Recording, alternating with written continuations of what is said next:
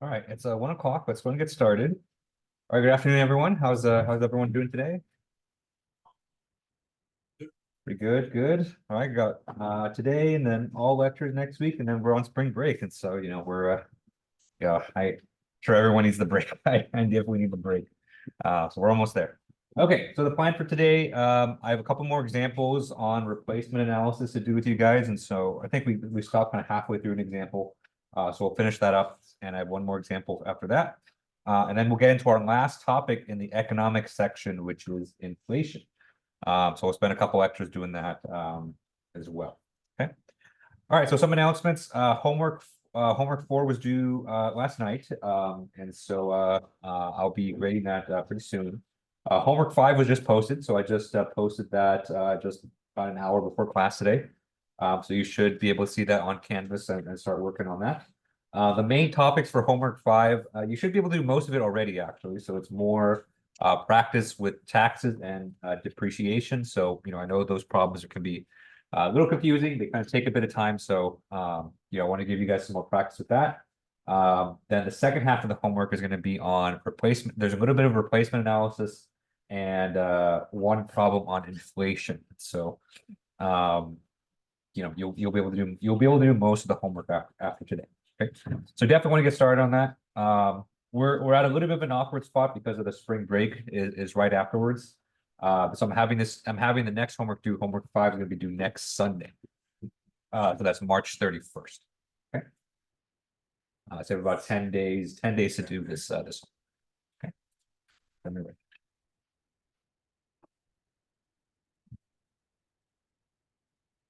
Homework 5.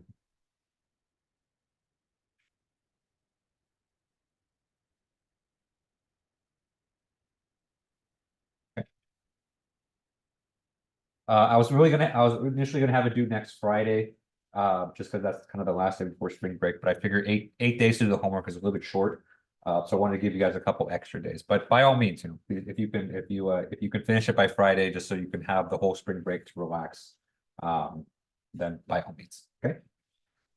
All right. Other announcements. So we're gonna have our second midterm soon. So it's gonna take place actually the week we come back from spring break.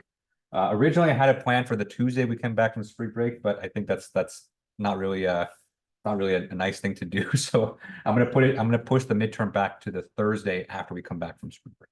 Okay. So that should be Thursday. Let me look up the date real quick. That's gonna be Thursday, April 11th.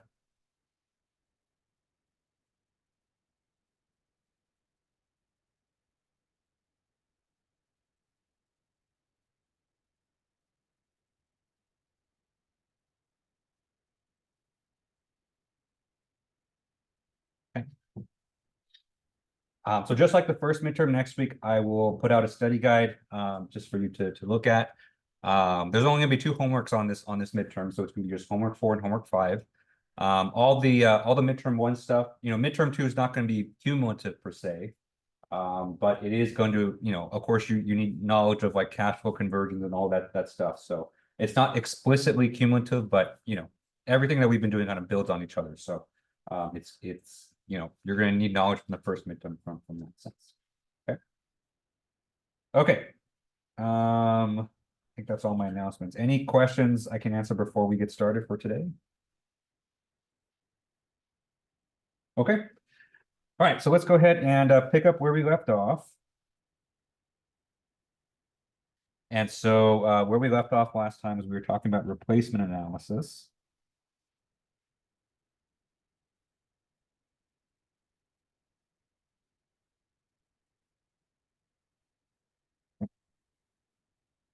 So the whole idea with this unit here, or the whole idea with this chapter, is to basically do economic analysis to determine when is the best time to replace an existing asset.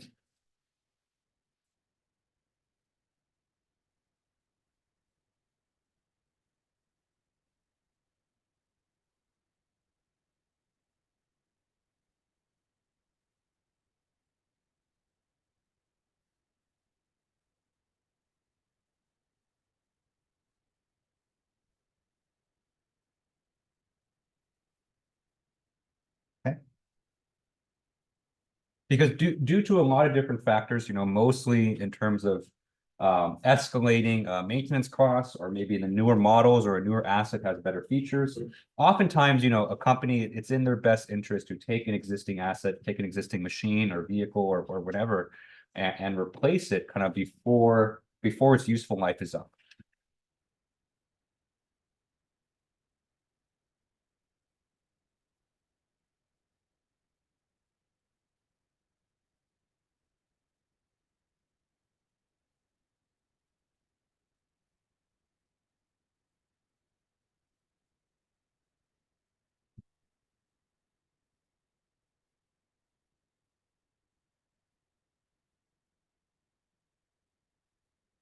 Okay.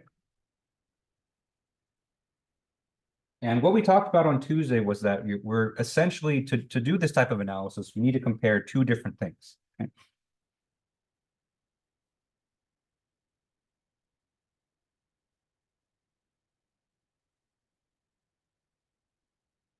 So the first thing we need to compare is what we call the marginal cost of ownership of our existing asset.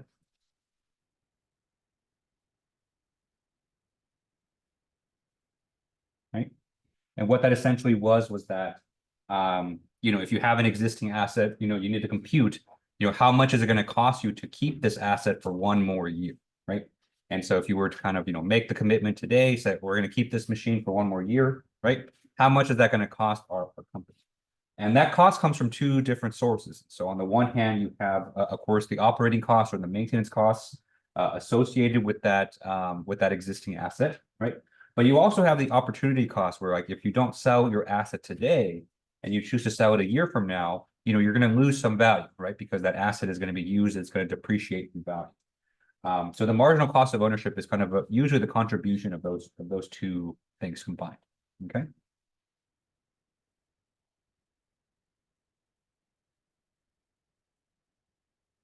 And the thing that we're comparing it to is the economic life and the minimum EUAC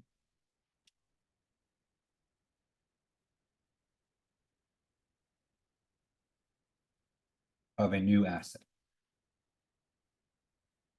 Okay. That minimum EUAC is the minimum average yearly cost of a new asset, right?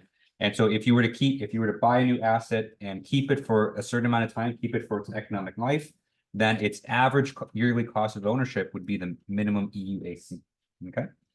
So these are the two things we're comparing. And so if you notice in the middle of these, I drew kind of that less than sign. And so that less than sign is basically indicating that if these two quantities, if the marginal cost of ownership is less than the minimum EUAC, right, then we should replace.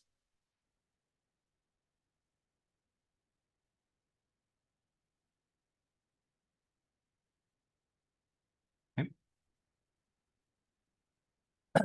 So a full replacement analysis is really kind of both of these things combined. So it's kind of like two problems in one. And so on the one hand, you have to take your existing asset and find out or compute, how much is going to cost us to keep it for one more year. And then after that, we compute the minimum EUAC of the new asset and then compare the two, right? So it's kind of like part one, part two. Okay. Yes, you're right. You're right. Absolutely right. Yeah, thanks for catching me. Yeah. So if the marginal cost of ownership is greater than the minimum EUAC, then we should replace. Yeah. If the marginal cost of ownership is less, then we should keep it, because then it's saving us money. Yeah. Okay. Right. Okay. So last thing we were doing on Tuesday was we were kind of in the middle of an example. So that example that we were doing on Tuesday was kind of this full package here. So we have what we did. Let me go ahead and just scroll up here so you can see. Okay. So first thing we did was we found the marginal cost table, right? So we had this existing asset. I don't know if we gave it, we just call it a piece of machinery. Okay. So this piece of machinery has operating costs given by the column and maintenance there. It has a cost associated with this breakdown risk. And then what we also had was we were given a table right here of the change in market value of the asset as a function of time, right? And so if we were to sell the asset at the end of year one, it'd be worth 22,000, then 19,000, 16,000, 13,000, and so forth. Okay. Then what we could do here is that we can put all this into a table, and then based on all those things combined, we can compute the marginal cost of ownership. Okay. And so what we found is that if we were to keep this asset for one more year, it would essentially cost the company $13,750. Okay. And if we kept it from between year one and year two, then it would cost the company $13,800. Okay. So this is part one. This is the marginal cost analysis. So the next part of this problem is to do the second half of this, which is the economic life. Okay. So let's continue this example. So I'm listening here as another example, but it's kind of a continuation of our previous one. Okay. So let's assume that the company is considering buying an identical replacement of the machine from the previous example.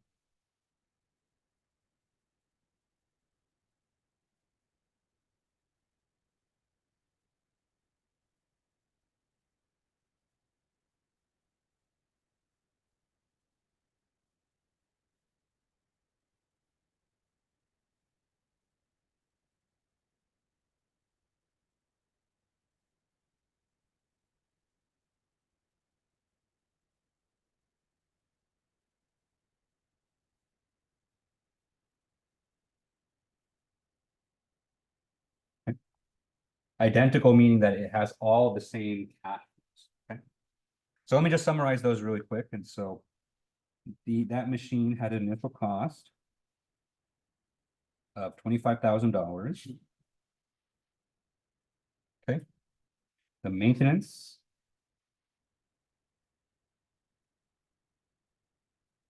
cost on this piece of machinery starts at $2,000 in the first year, but it's going to increase by $500 each year after that. Okay. So what I'm going to do here is that, because this is an economic life problem, right? Essentially, we're doing the second half of this replacement analysis, so we kind of know exactly kind of where we're going.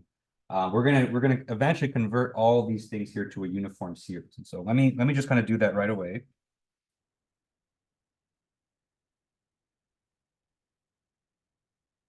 Okay. So to convert the increasing maintenance cost to a uniform series, we have to do 2,000 plus 500. That 500 is a gradient, so we need to convert it to a uniform series. So that's A over G, 15% in N. And our initial cost is a present sum. So this is going to be A over P, 15%, and N. Okay.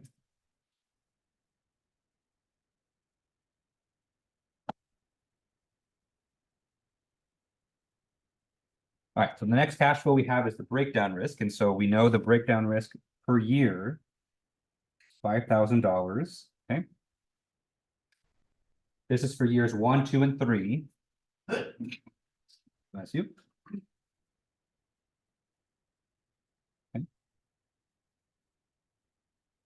But what the problem told us is that as the asset ages, or as the machinery gets older, the cost of this breakdown risk goes up by $1,500 per year, starting in year 4. Okay. So starting in year 4, we have 5,000 plus 1,500. Okay. Now we need to do a non-standard conversion for this, because it's this 1,500 is a gradient.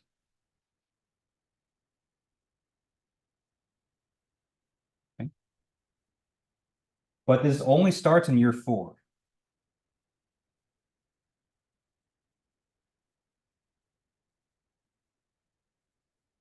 Okay.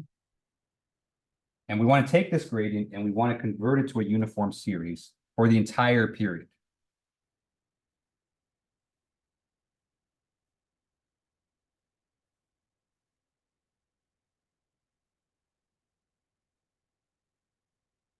Okay. So it's a little bit different than the $500 that we have up there, because that $500 we know kind of starts right away, right? It starts in the standard spot for gradients, which is in year 2. Okay. So to convert that to a uniform series across the entire period, we can just do A over G, 15% in N. Okay. This 1500 here is a very non-standard cash flow because it's a gradient that starts in year 4. Okay. So we need to do this. And so first thing we're going to do is I want to take this gradient, I want to convert it to a single sum, right? So this P over G here converts gradient into a single sum of money.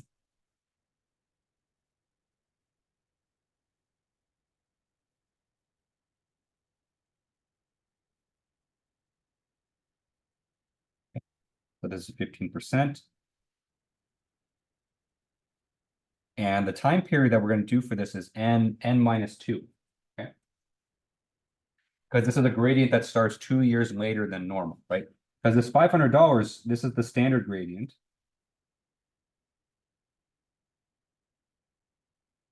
Okay. Standard gradient starts in year 2. Right? And so if we were to draw the cash flow diagrams for this, right? Standard gradient looks like this. Okay.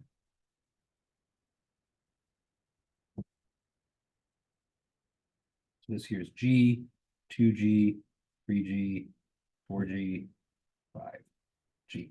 Okay.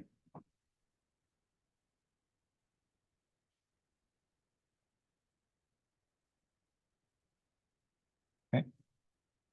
Whereas this 1500 is starting on year 4, right? And so this one looks more like this.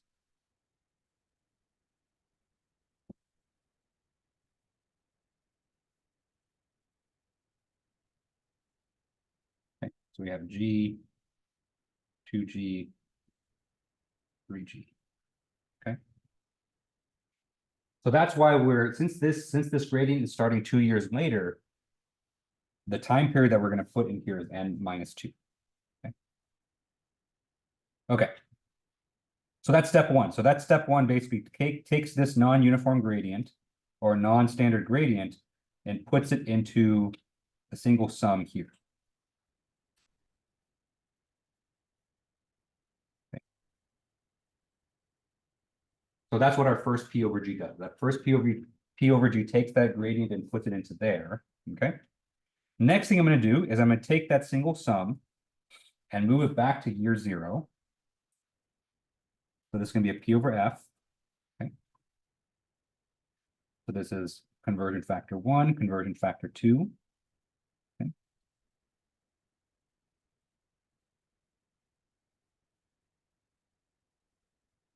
Okay.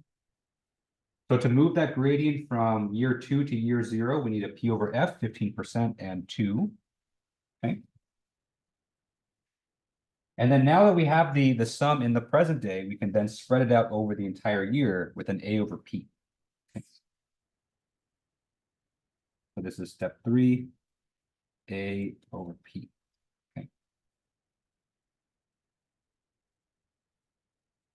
A over P, 15%, and N. Okay. So this is probably the most involved cash flow conversion that we've seen. It's actually a 3-step conversion because we had a non-standard gradient and then we want to convert it to a standard uniform series. And so it's kind of this 3-step process. Okay. There's probably easier ways to do it. You can maybe do it in 2 steps if you use an A over F. But I wanted to kind of show you this path right here with the 3-step, just to kind of give you a little bit of flavor. Okay. All right, does that make sense? Kind of why we need all 3 of those conversion factors for this problem here? Okay. All right, so the breakdown risk is a little bit complicated. The other thing that we have here is the salvage value.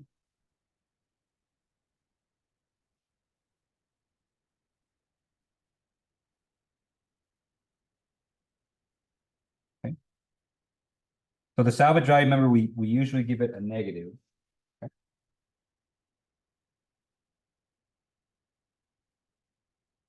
And we need an expression here for the salvage value itself. So let's go back up to the previous example, and let's look at the market value for this asset here, right? So based on this table here, we can see that the salvage value decreases by $3,000 each year, right? And so if we turn this into a function, right, that depends on n, we can encapsulate this entire diagram by saying this is equal to 25,000 minus 3,000 times n, where n is the current year of the of what we're considering, right? And so we plug in n is equal to 1, then our salvage value, our market value is 22,000. And we plug in n is equal to 2, we have 25,000 minus 6,000, which is 19,000. Okay. So we were able to come up with a function here for salvage value. Okay. When you guys are doing these economic life problems, you may have to get a little bit creative like this. It really helps to kind of make a function to define kind of how your market value is changing with time. Okay. You don't have to, of course, you can just kind of manually plug in, but I think it's kind of nice to put a function like this. Okay. Okay.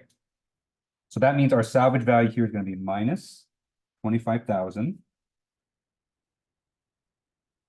minus 3,000 times n, okay, times A over F, 15%, and n. Okay. All right.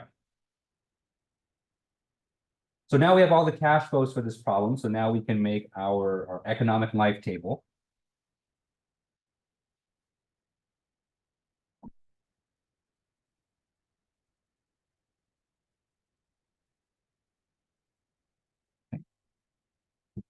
Because what we want to find out is the minimum EUAC of keeping this, of buying this asset.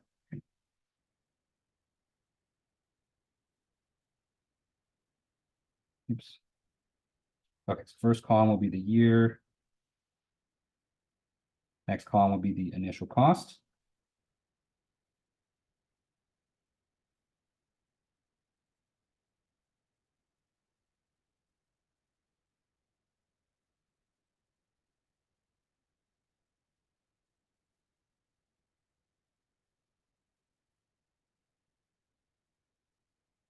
All right, next column is the breakdown risk.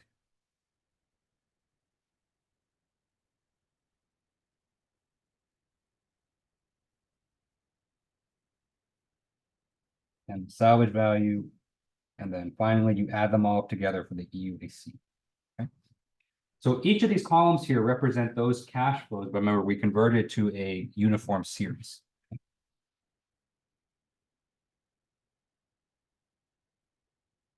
Okay. So let's do the initial cost first. And so we are converting our initial cost of $25,000 to a uniform series with an interest rate of 15%. Okay. And so we plug in different values of n into that conversion, we get 28,750, 15,377.5, 10,950, 8,757.5, 7,457.5, 6,605, and then 6,010. Okay.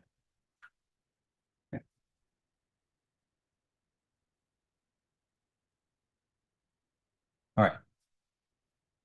So you can see here that, just like all of our previous examples, our initial costs, the longer we keep the asset, the yearly burden, I guess the yearly cost of the initial cost goes down, right? Because the initial cost is just a one-time cost, you buy it up front, and the longer you keep it, the more you make it worth it, right? So that's why the EUAC of the initial cost goes down, as we go from 1 to 7. Okay. All right, so let's look at the maintenance costs. So maintenance costs, they start at $2,000. Okay.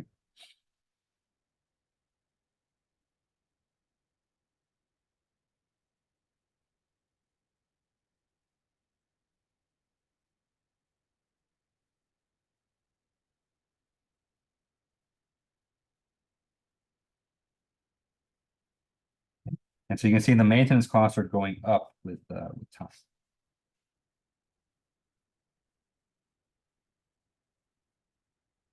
Okay.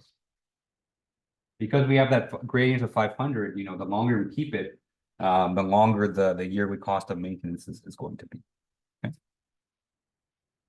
Okay. Breakdown risk. So we have 5,000, 5,000. Right. Remember what this breakdown risk kind of represents. And so, you know, we're kind of modeling it as if it were kind of another yearly kind of thing or another yearly cost. But remember, this breakdown risk kind of is associated with kind of the risk of our machine just having a catastrophic breakdown, right? I think we talked last time that, you know, most commonly, you know, the way companies kind of quantify this is that they quantify based on the insurance cost. And so there's a certain amount of insurance that you have to pay each year, the premium to kind of keep your machine insured. So that's probably what this $5,000 represents. But then, you know, as the you know, if you do have a breakdown, then there's a certain out-of-pocket amount that you have to pay as well. Okay. Okay. And so starting year 4, 530035.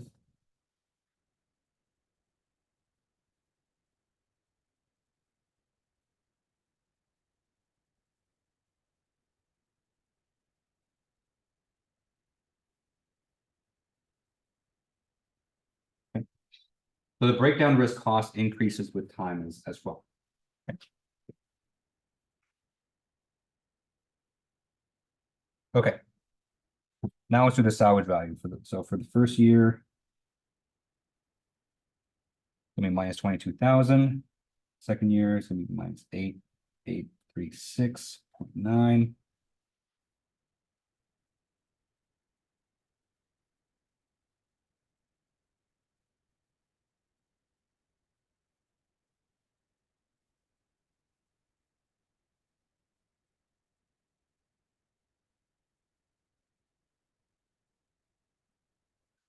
Okay.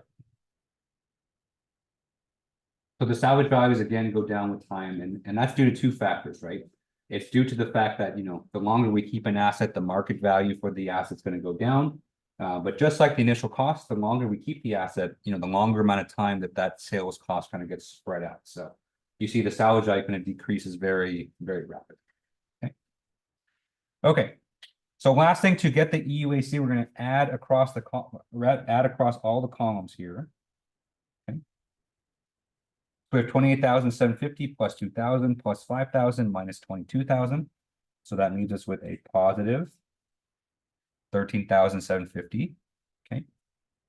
For the second year, it's 13,773.1 and 13,795.5, 14,006.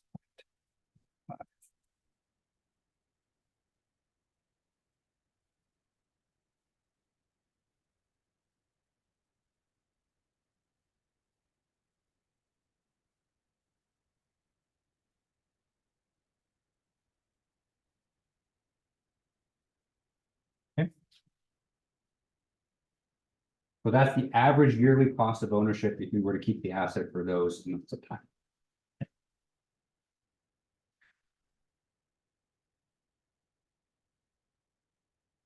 All right. So there's a lot going on in that problem, you know, some pretty complicated cash flow conversions and a lot of numbers here. Any questions on how we obtain any of the results in this example here?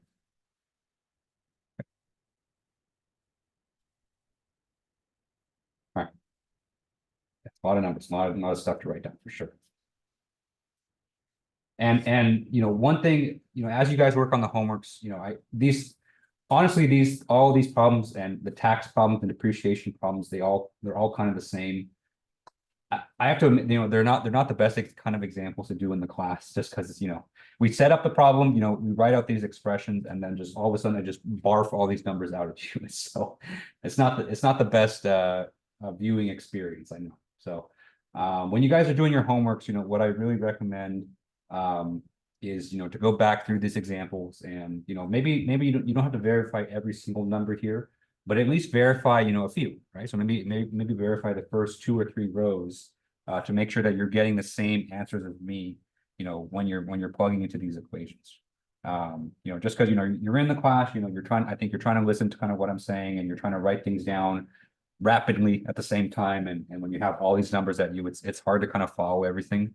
So I definitely recommend going back and kind of reworking the examples yourself, to see if you get the same thing. That's kind of the best way to do this. Otherwise, yeah, I mean, we went over this table in like 5 minutes, and so these are all a bunch of numbers that, don't really mean that much. I mean, the way we got them was through these equations that we have up here, but,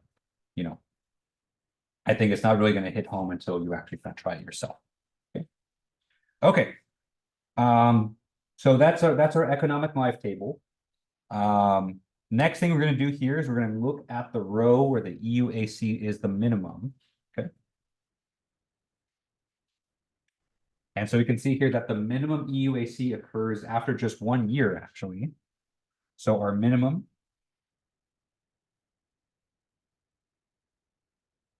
EUAC is 13,750. Okay. With an economic life of 1 year.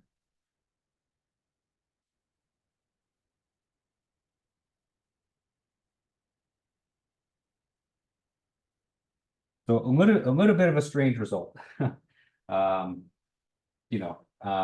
This analysis here, basically, we should just be buying the machine, use it for 1 year, and then sell it, because it's more economically feasible to do that.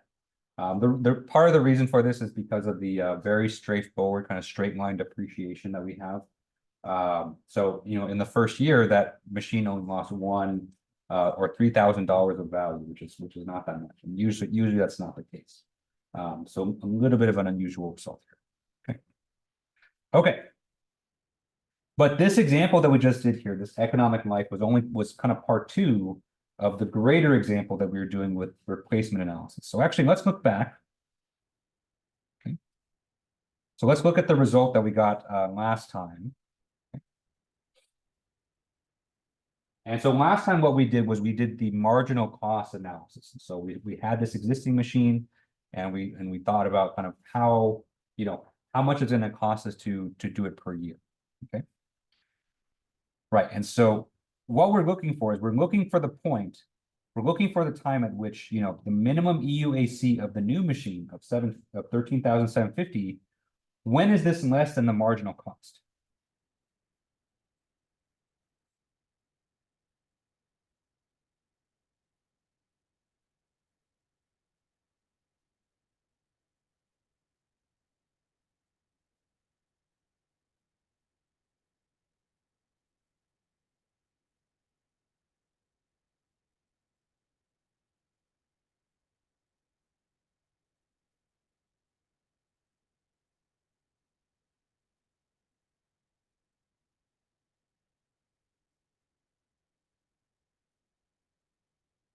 Okay. So we want to look at our existing machine, look at all the marginal costs, and find the point at which 13,750 is less than that. Okay.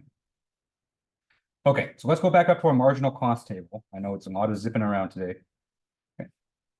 And so let's look at this column here that we have on the right. Okay, so the marginal cost to keep the machine from year 0 to year 1 is 13,750, right? Which is exactly the minimum EUAC that we just found, and that's no coincidence. We'll talk about that in a second. Okay?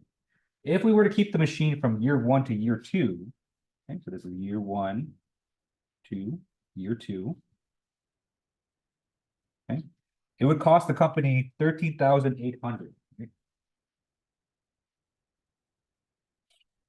And so if we look at this, right, 13,800, that's greater than our minimum EUAC that we just found, right? And so based on this analysis, it's best to kind of replace it after 1 year. Let's come back down here, marginal cost.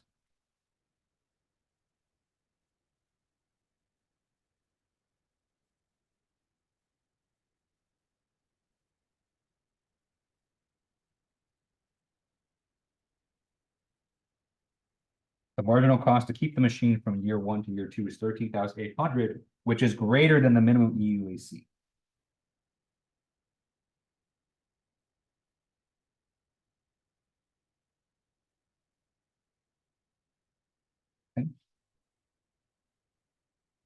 So what this tells us is that the best time to replace this machine is after 1 year.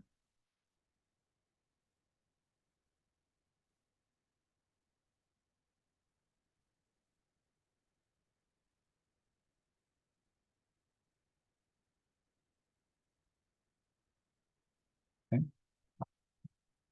So once we use our existing asset for 1 year, then we're going to replace it with the new asset, which we're also going to keep for 1 year. Then we're going to keep replacing it.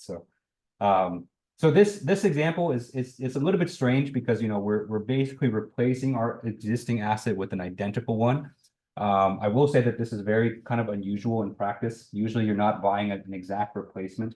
Mostly just because with these machines, they don't make them for consecutive years a lot of the time. Usually they're going to upgrade to a newer model and things like that with increased capabilities, different costs and things like that. So this result is a little bit strange. You're basically kind of making the assumption that the exact same machine is going to be available at the exact same price every year. But that's kind of this is kind of the result that we get. Okay. And if you combine this together, right? This result of buying a replacement every year is actually consistent with your economic life analysis as well. So all of this is it's all kind of consistent, but it's consistent but strange. So that's which kind of goes about which you can say about a lot of things in life, I guess you could say. Okay. All right. Any questions on that? Okay. I have one more example for you guys. This one's probably a little bit more standard, I guess you can say. One more replacement type analysis problem that we can do just to kind of bring it all together.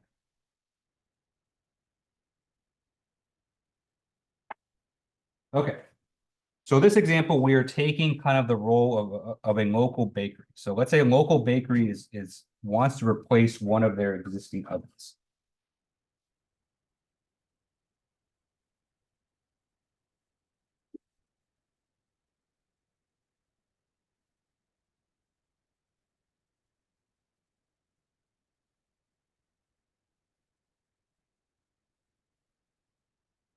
Okay.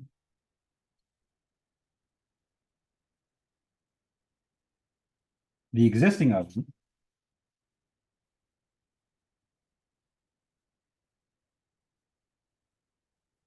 has the following specifications. Actually, let me go ahead and grab that on the next page. Okay.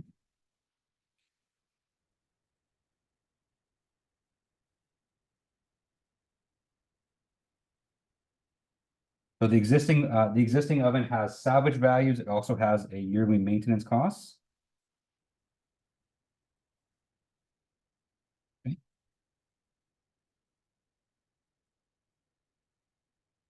Okay. So if we were to sell if we were to sell the existing oven today, we'd be able to sell for $20,000. Okay. So there's no maintenance at that point because we would sell the oven today, so we wouldn't have to pay for any maintenance over the year. Okay. If we were to keep the existing oven for 1 year, the salvage value would then be 17,000. Okay. With a maintenance cost of 9,500. Okay. If we kept it for 2 years, this would be 14,000. And the maintenance cost would be 9,600. Okay. For 3 years, at the end of 3 years, the salvage value or the market value would be $11,000. And the maintenance for that year would be 9,700. And for the 4th year, the salvage value would drop down actually a bit more. So we drop down to 7,000 and the maintenance cost would be 9,800. So those are the stats for the old oven.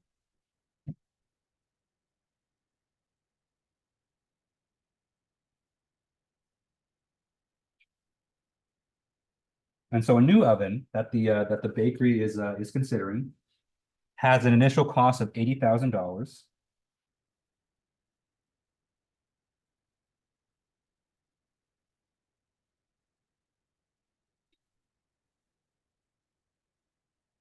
Okay.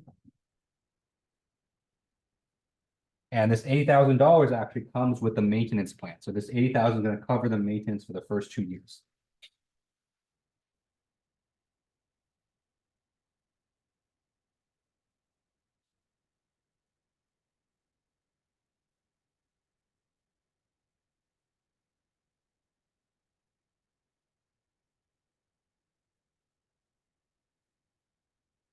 Okay.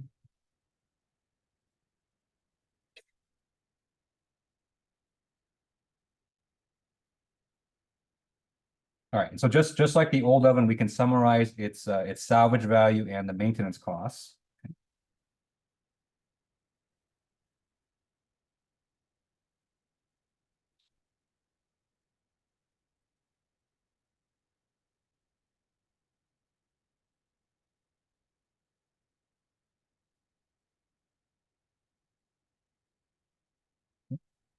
So for the new oven, if we were to sell it, if we were to buy it and then sell it right away, I guess then its salvage value would be $80,000.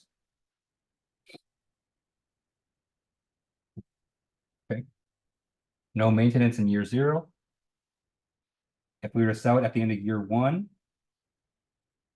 the market value would be $75,000. Okay. The maintenance for that year is 0 because that was already included in the initial cost.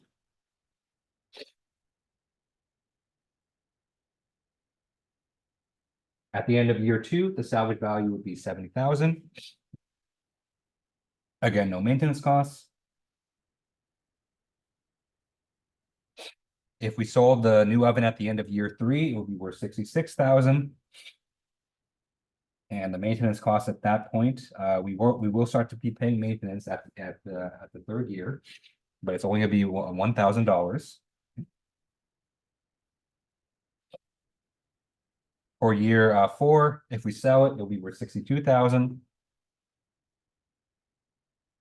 And the maintenance there will be $3,000. Okay. So based on this information, and if we assume an interest rate of 10%,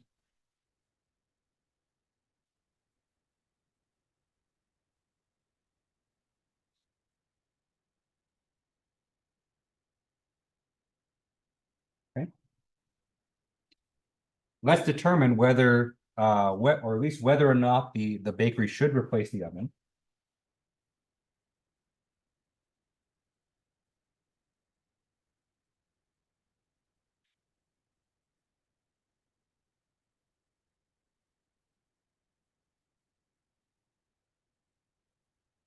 If so, then when should they do it?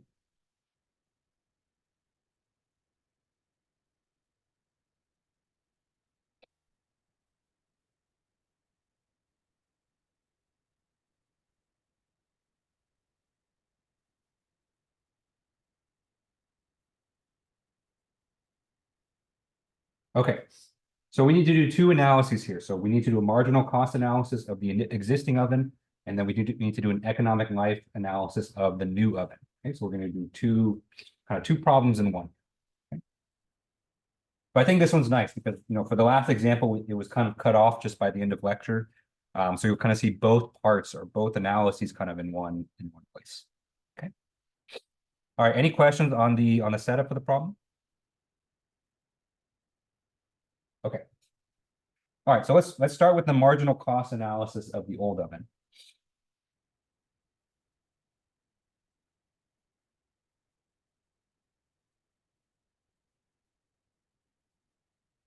Or I shouldn't say old oven, the existing oven. Okay. Okay.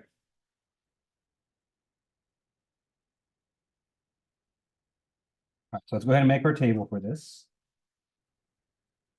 I think the thing that gets confusing about replacement analysis is that we use tables for both marginal cost analysis and for economic life analysis. Just the way that we interpret the columns and the way that we do the calculations is different for each one. So just make sure you're kind of being careful, and you kind of know which kind of table that you're making.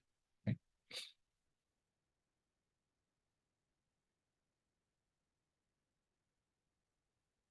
All right, so for marginal cost table, remember, one thing that we have to keep track of is the change in the salvage value, right? So it's the we have to keep track of the old salvage value or the salvage value from the previous year.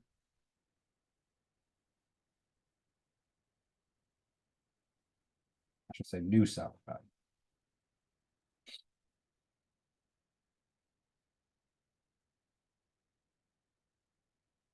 Okay. And you also need to keep track of the new salvage value, right? Because that difference in salvage value from, from today versus if you sell it a year from now, that's an opportunity cost that you need to account for in the marginal cost. Okay.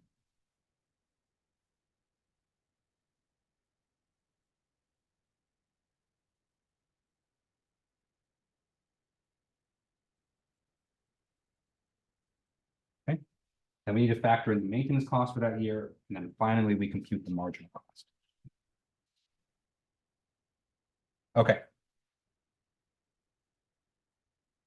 And so we're only going to do this for 4 years.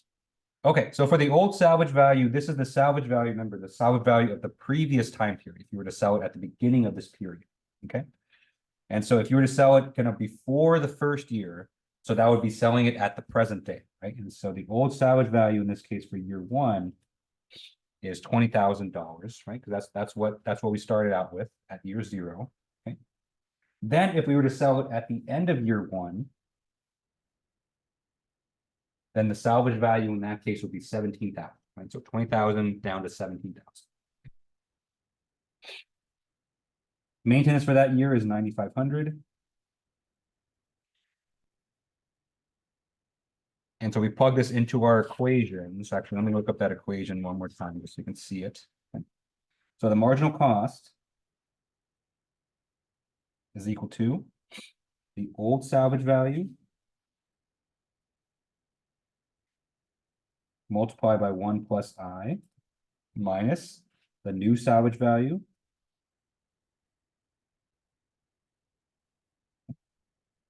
plus the maintenance costs.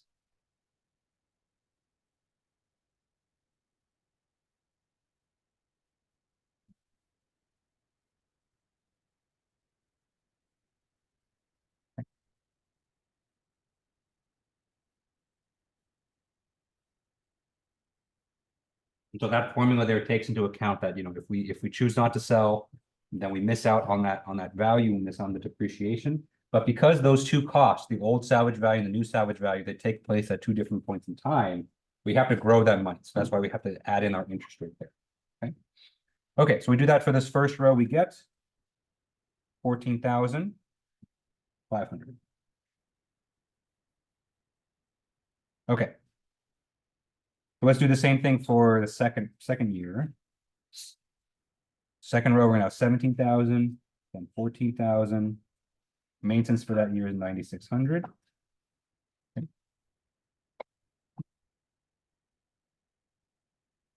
And so the marginal cost of ownership for that is 14,300. So this is one of the rare cases where the marginal cost is actually going down with time, just because the maintenance is being relatively standard or relatively uniform.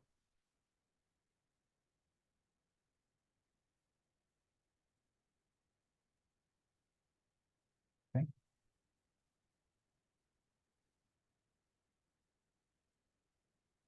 So that's the analysis for year 3. If we were to keep it between years 2 and year 3, then for the last year, we get the following.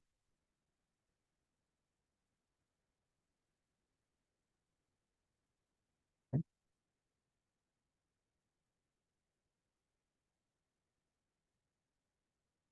Okay. So that's our marginal cost paid, right? And so just to keep the oven for one more year is going to cost the bakery effectively $14,500. Okay. Now that we have the marginal cost table for the existing oven, let's do an economic life table for the new oven.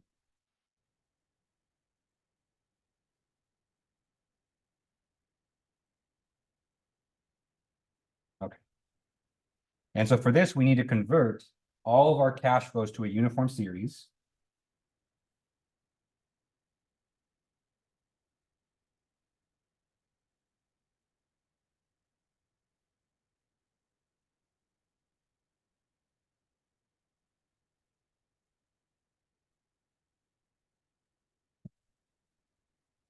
So this problem is a little bit straightforward. So, we just have our initial costs, a maintenance cost, and the salvage value. So I won't write out the expressions explicitly, just because I do want to introduce inflation a little bit today.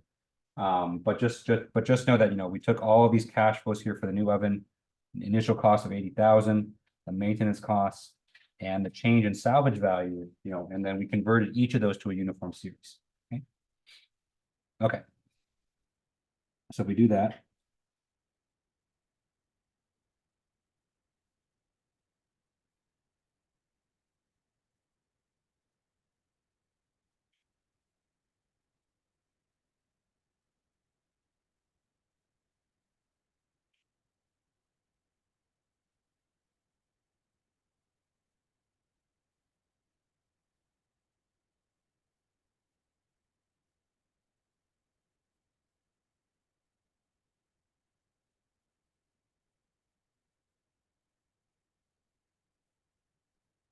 Okay, so those are our columns there.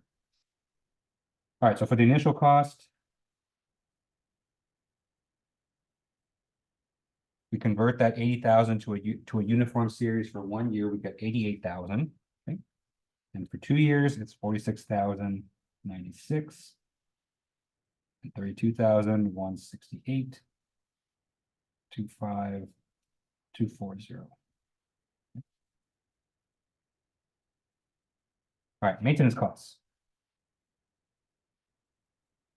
So for the first 2 years, the $80,000 covered our maintenance, so we don't have to pay anything for that. Then our maintenance cost in the third year is $302.10, right? So it costs $1,000. Remember, we're spreading it out over the 3 years, so that's why we end up with 302.10. Okay.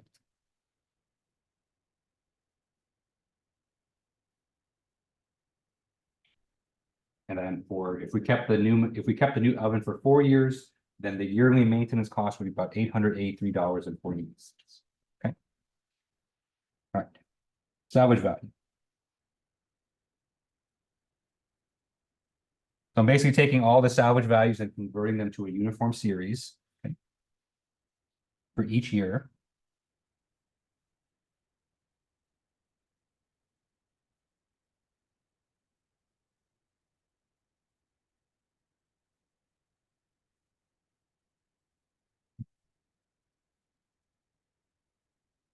So that's what we get for the each of the salvage values, okay, converted to a uniform series. And so for the economic life table, we've basically done all the complicated calculations already. So for the EUAC, we just add across the row.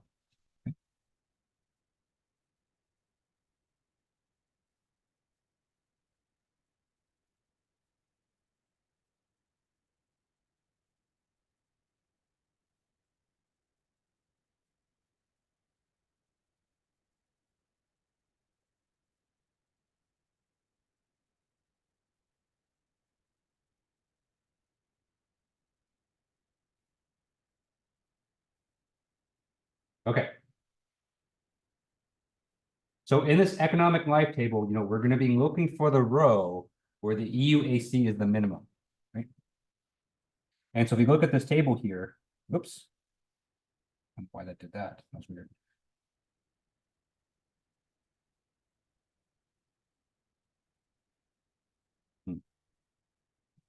There we go. Okay. All right. So the row where the EUAC was the minimum was row 3. Okay. And so if we were to buy the new oven and keep it for 3 years, then the average cost of ownership for those 3 years would be about $12,531.50. Okay. Now let's look at this minimum EUAC and compare it to the marginal cost that we had up here. And so for the marginal cost, even in the best case, so even if we kept it, between years 2 and 3, right? The best case is $14,100 to keep it for 1 more year. Okay. So in this case, it's very clear. And so in this case, it's clear that we should replace it. Yes. So replace. Yes. Okay. So we want to replace it. And then furthermore, we were able to find out that once we buy the replacement, it would be best to keep it for 3 years.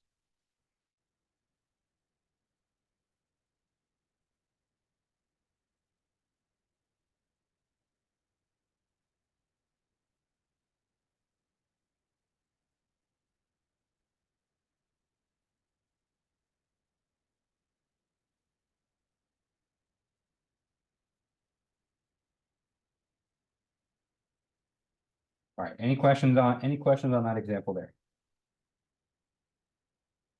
Okay. All right, so for these replacement problems, they are, they are just like the tax problems, they are a bit time consuming. So you definitely want to give yourself enough time to do them. But once you kind of get used to them, then it's just you kind of just go and get into a rhythm. Okay. That's kind of the whole theme of the second midterm that you'll see is that I think the thing with taxes and the thing with replacement and rate of return as well is that they're not overly difficult. I think conceptually they're a lot easier to grasp than kind of I think the stuff in the first midterm. It's just that these problems just take a lot more time. So I think probably what you're going to find on the second midterm is that I think you guys are just generally going to know what to do in these problems. It's just finding the time to write everything can be a bit challenging, if you're not kind of strategic with how you kind of spend your time. Okay, all right, so that's everything with replacement. So for the last 15 minutes today, I did want to start the next topic, our last economic topic, which is inflation.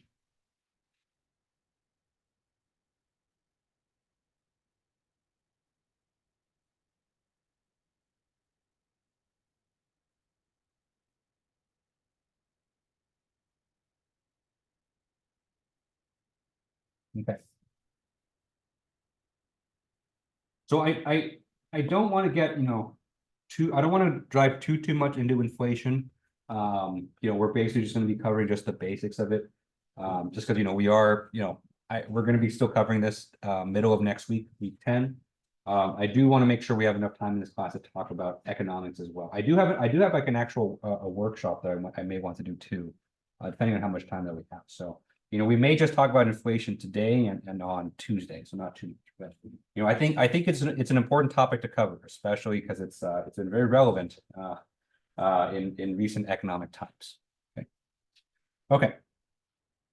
So inflation is probably something that you've heard a lot lately in the news, right? People talk about inflation and then about prices, gas prices, inflation, house prices, everything, right? So it's definitely in the news a lot. And I think it's really important to kind of really understand kind of what is really meant by inflation. Okay. So inflation, it's kind of the other side of kind of what we've been talking about so far. So I would say so far, we've mostly focused our discussion on kind of the money side of things, or the kind of the cash flow type side. Okay?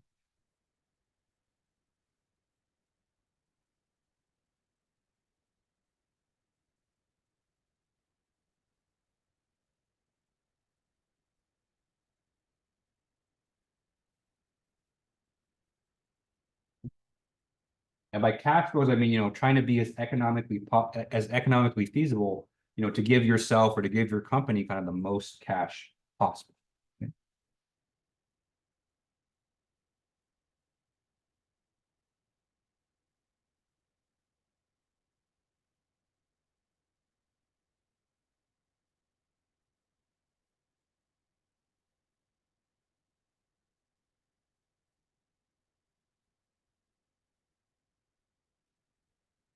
And kind of what's come with that is talking about things like interest rates and growth and investments and things like that.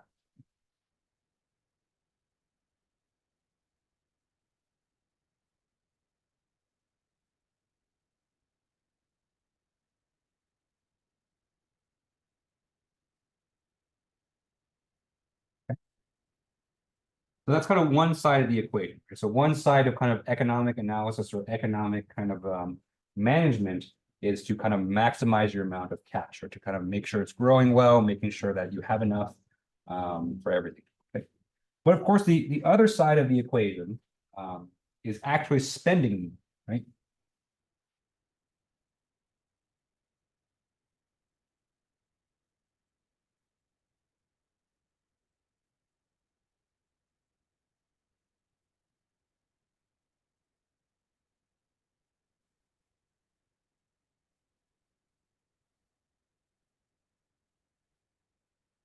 Okay. Well, I guess technically we have, right? So we've always talked about, we have to buy this machine, we have to pay money for the maintenance, pay our employees, things like that. But there's a whole side of, whenever you spend money, right? You spend money at a certain price, right? So whatever vendor or whatever kind of salesperson is selling something to you, you give them money at a particular price. Okay?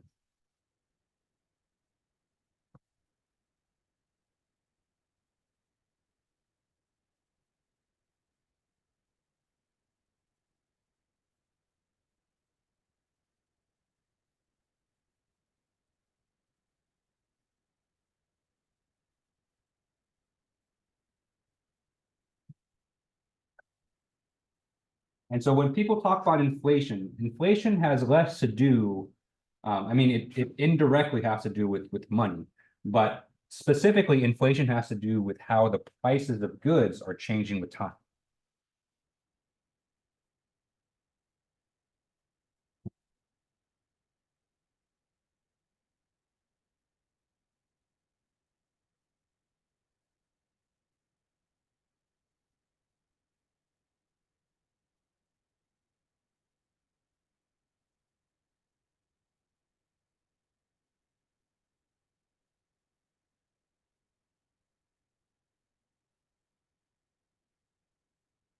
Specifically, inflation, when people talk about inflation, they talk about an increase in the price of goods, right? So generally, things get more expensive with time. There may be certain periods of time when prices go down, but that's usually not a long-term thing. If you look at kind of the long-term trajectory for most goods, the price just keeps going up and up. Okay. So I say change here, but for the most part, inflation means an increase in the price of goods. Okay? So this perspective here kind of gives us a different, I guess, interpretation about money, right?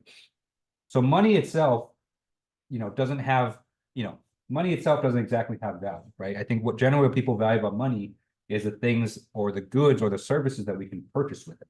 Okay? So now that we're talking about inflation, we can start talking about not only the amount of money that we have, but the amount of purchasing power that it possesses.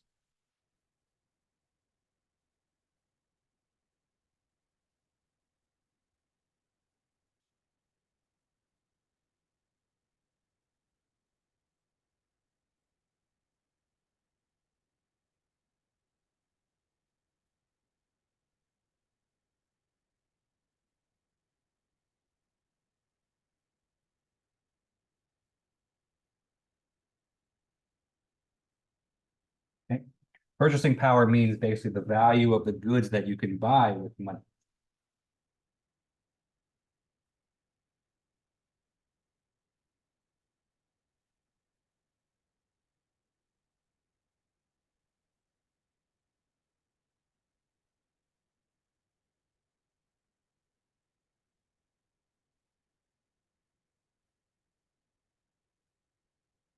Okay?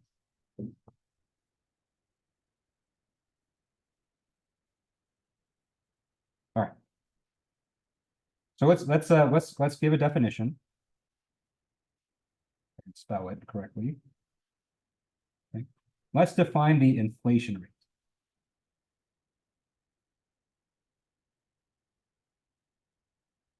Okay.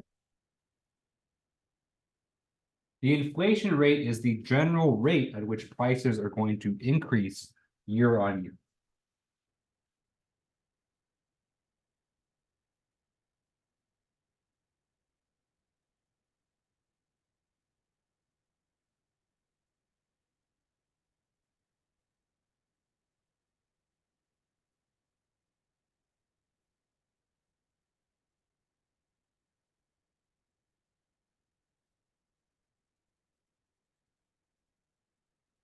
And generally speaking, when people talk about inflation, they talk about inflation just in general. Of course, the market is a very, very complex kind of thing, right? And so certain fields, certain types of goods will probably are going to inflate at different rates than others, right? There was that brief period of time in 2020 when toilet paper, the inflation price for that was just insane. For some reason, everyone wanted toilet paper for some reason. People were in parking lots selling rolls for like $5 a pop or something like that. So different goods will inflate at different rates. But generally, when people talk about just the inflation rate in general, we're talking about kind of a weighted average of all the goods in America or in whatever country. Okay.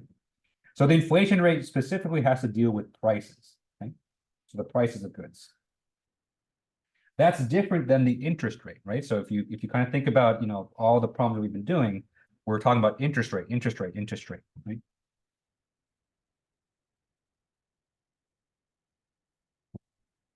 And so I'm gonna give a kind of a more nuanced definition of interest rate. So let's talk about market interest rate.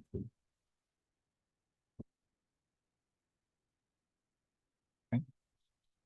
So market interest rate is the rate at which your money grows in the general market.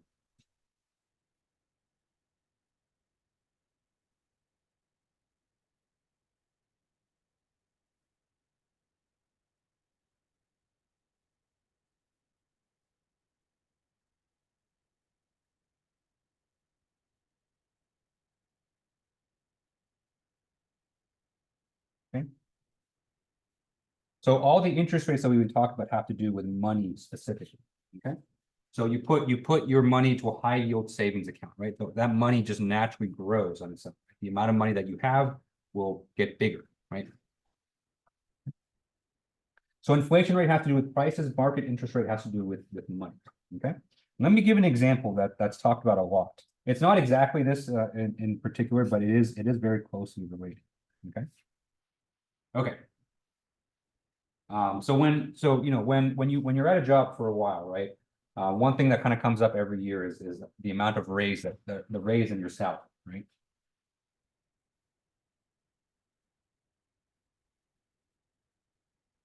Okay. So one phrase that you'll hear a lot, and which kind of really bugs me because it's not exactly with this, right? So you may have heard this quote, right? So the quote kind of goes like, if the raise that your company is giving you is less than the inflation rate,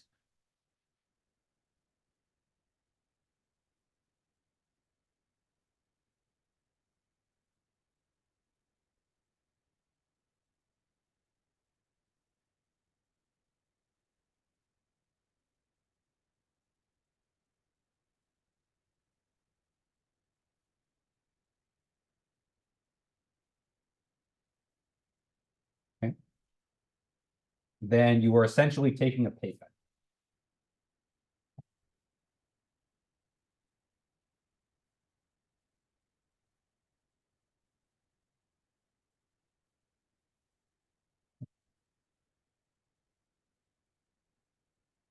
Some version of this or some version of this is always kind of going on, right? That's not necessarily true, right? At least not at least not what it's kind of saying here. And so a pay cut is basically like, you make less money than before, right? If the raise your company gives you, so the raise here, usually the raise is given as a percentage, right? The raise that your company gives you is almost like a market interest rate. So it's the rate at which the amount of money your company is giving you goes up, right? So if the raise your company gives you is less than the inflation rate, right? It's not that you're taking a pay cut, it's just that you'll be able to afford less goods than you were before.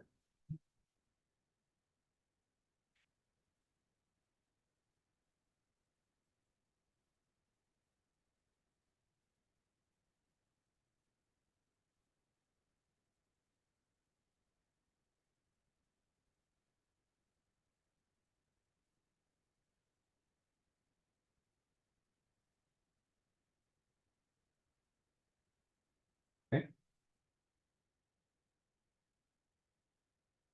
So I think this is a source of discord a lot because the company's like, you're not taking a pay cut, we're literally giving you more money than we did the last year, right? But it's just that because the inflation is so high, there's less that you can do with that money, right? Because if your company's paying you, 1% more than the previous year, but if the price of food goes up by 10%, right, then that's a lot less food that you can buy. So kind of a more accurate statement would be, if the raise you're getting is less than the inflation rate, then your quality of life is going to go down.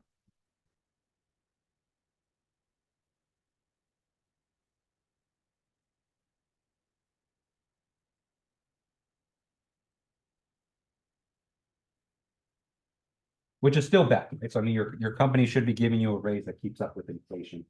Um, but it's not the same thing as you're taking a pay cut, right? So it's more that your quality of life is going. Okay, so the amount of goods or the quality of goods that you can buy is going to go down. Okay. All right. Any questions on that so far? Okay. All right. So, inflation rate, market rate, there's these two concepts, they refer to different things, but we can kind of combine both of them into one. And that's kind of the last thing I want to go over to.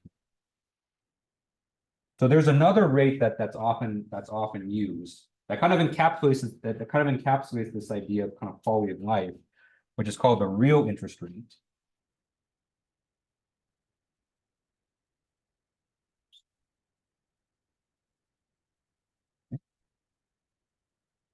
So the real interest rate refers to, it's an interest rate, so it applies to the amount of money that you have. But instead of referring to the raw amount of money that you have, the real interest rate refers to the rate at which your purchasing power grows with time.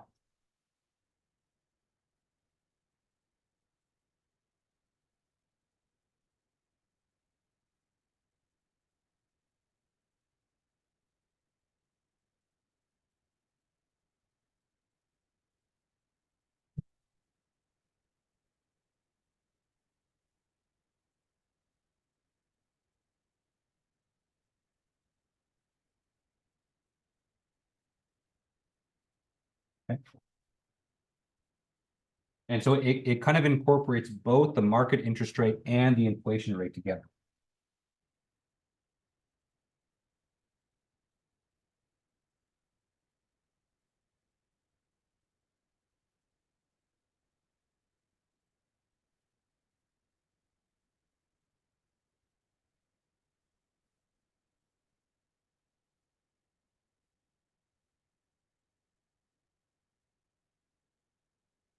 Okay?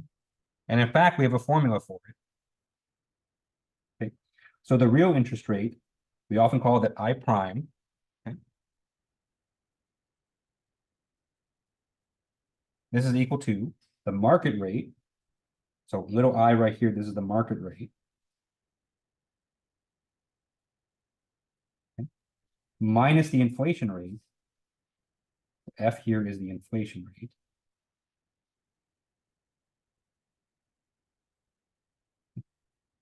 Divided by 1 plus F.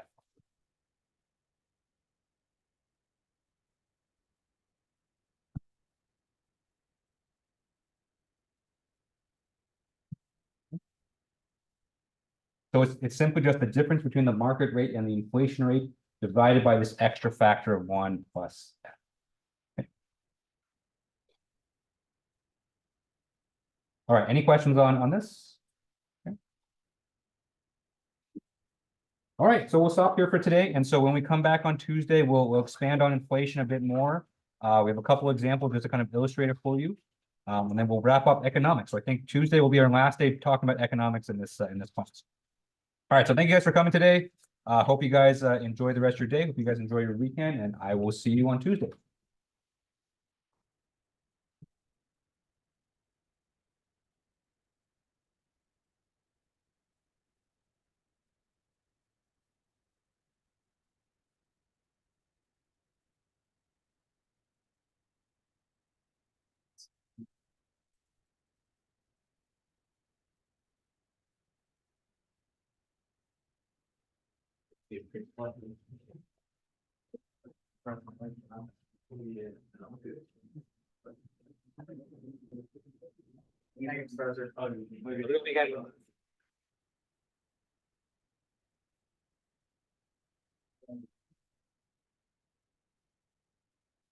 What's that? So I figured out the number, the only one I didn't get was 4B. Okay. Yeah, 4B was a tough one. Okay. I get it. Yeah, you want to talk about an ops hour? Yeah. Okay. I want to see how I can do, because I have a feeling something like this will show up. Oh, yeah. It's a good hunch. Yeah. So All right, I'll meet you in my office, so let me clean up here. office is in engineering. Yeah, E220, second floor. I'll see you there. Mhm.